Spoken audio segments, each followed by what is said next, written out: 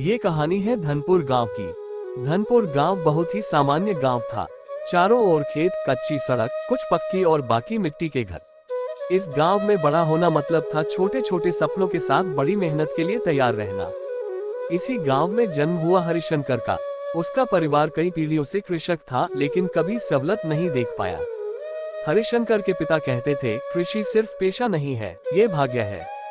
और उनके लिए यह भाग्य कभी मददगार नहीं रहा। हरिशंकर का बचपन गरीबी में बीता। कई बार सुबह कुछ खाए बिना ही खेत जाना पड़ता। स्कूल में जाने के समय उसके कपड़े पुराने और किताबें किसी और की फेंकी हुई होती। फिर भी वह पढ़ाई छोड़ता नहीं। पढ़ाई के साथ साथ खेत में काम भी करता। धूप में पकी माटी, कठिन फसलें, अनिश्चित बारिश, सब कुछ उसने करीब से देखा।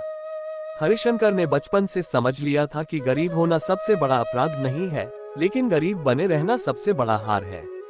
फिर भी वास्तविकता आसान नहीं थी। पिता की मृत्यु के बाद पूरी परिवार की जिम्मेदारी उसके कंधों पर आ गई। तब उसकी उम्र सिर्फ 18 साल थी। माँ, छोटी बहन और आधा एकड़ उपजाऊ नहीं होने वाली जमीन, यही उसकी संपत्ति थी। हर दिन सुबह 4 बजे उठता। कभी दूसरों के खेत में मजदूरी, कभी अपनी जमीन पर खेती। पर मेहनत जितनी भी होती, गरीबी कम नहीं होती। गांव के बड़े जमींदार रघुवीर सिंह के खेत में वह अक्सर काम करता। रघुवीर सिंह शक्तिशाली, अमीर और अहंकारी था। वह गरीब कृषकों को इंसान नहीं समझता था। एक दिन उसने हरिशंकर से कहा, तुम जैसे लोगों का जन्म ही मिट्टी खोदने के लिए हुआ है। बड़े होने का सपना मत देखो। ये बात हरिशंकर के दिल में गहरी उतर गई। उस दिन उसने कुछ नहीं कहा, लेकिन अपने अंदर एक अजीब जिद पैदा हो गई। एक साल ऐसा आया जब बारिश बिल्कुल नहीं हुई। सूखा पड़ा। हरिशंकर की जमीन की फसल सूख गई। घर में चावल नहीं, पैसे नहीं। माँ कुछ नहीं कह सकी, लेकिन उसकी आंखों में डर साफ दिखाई दे रहा था। अंततः हरिशंकर ने फैसला किया कि वह काम की तलाश में शहर जाएगा। अपनी जमीन छोड़ना उसके जीवन का सबसे कठिन निर्णय था। शहर ने उसे बहुत कठिन तरीके से स्वीकार किया। शुरुआत में उसे निर्माण में मजदूर का काम मिला। भारी ईंटें उठाना, सीमेंट ढोना, शरीर थक जाता। कभी काम मिलता, कभी नहीं। कई रातें फुटपाथ पर बिताए। एक दिन पूरे दिन काम करने के बाद भी मजदूरी नहीं मिली। उस दिन वह सड़क किनारे चुपचाप रो पड़ा। तभी एक वृद्ध व्यक्ति उसके पास आया। वह बहुत साधारण था, लेकिन उसकी बातों में अजीब ताकत थी। उसने हरिशंकर से पूछा कि वह क्या काम जानता है। हरिशंकर ने कहा, वह कृषक है। वृद्ध ने कहा, कृषि सिर्फ हल और बीज नहीं है, कृषि ज्ञान, योजना और धैर्य है। उसी वृद्ध से हरिशंकर ने पहली बार सुना मिट्टी की जांच, फसल परिवर्तन, जल संरक्षण, ये सब नए तरीके। शहर में रहते हुए वह सिर्फ मजदूरी नहीं करता, सीखता भी रहा। काम के बीच किताबें पढ़ता, दूसरे राज्य के किसानों की बातें सुनता। धीरे धीरे उसके दिमाग में एक स्पष्ट चित्र बन गया, अगर वह गांव लौटेगा तो पहले जैसा नहीं, पूरी नई सोच के साथ खेती करेगा। 2 साल बाद हरिशंकर गांव लौट आया। गांव वाले आश्चर्यचकित थे, कुछ हंसे भी, लेकिन उसने किसी की बात पर ध्यान नहीं दिया।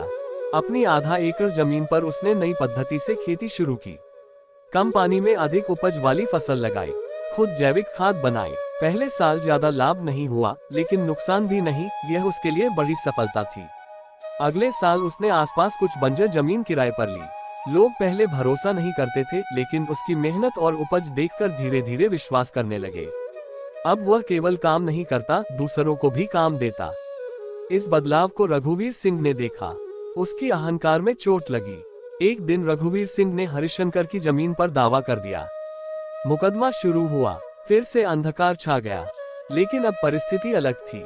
गांव वाले उसके साथ खड़े हुए।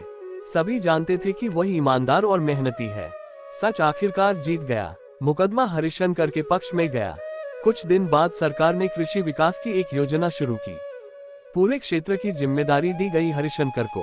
उसने सिर्फ अपने लिए नहीं, पूरे गांव के लिए काम शुरू किया। आधुनिक पद्धति, सही योजना मिलाकर इलाके की खेती बदल गई। उसकी फसल शहरों तक पहुंचने लगी। नाम अखबारों में छपा। आज हरिशंकर बड़ा कृषक, धनी और सम्मानित व्यक्ति है, लेकिन उसकी सबसे बड़ी पहचान वह इंसानियत है। एक दिन वही रघुवीर सिंह मदद मांगने आया। हरिशंकर ने कोई अहंकार नहीं दिखाया। वह जानता था, ताकत से बड़ा मनुष्य होना जरूरी है। आज भी वह सुबह खेत में जाता, मिट्टी छूकर कुछ देर खड़ा रहता, क्योंकि वह जानता है, यही मिट्टी एक दिन उसे गरीब बनाती थी, और वही मिट्टी उसे बहुत बड़ा आदमी बनाती है। तो दोस्तों, आपको ये कार्टून कैसा लगा कमेंट करके जरूर बताना।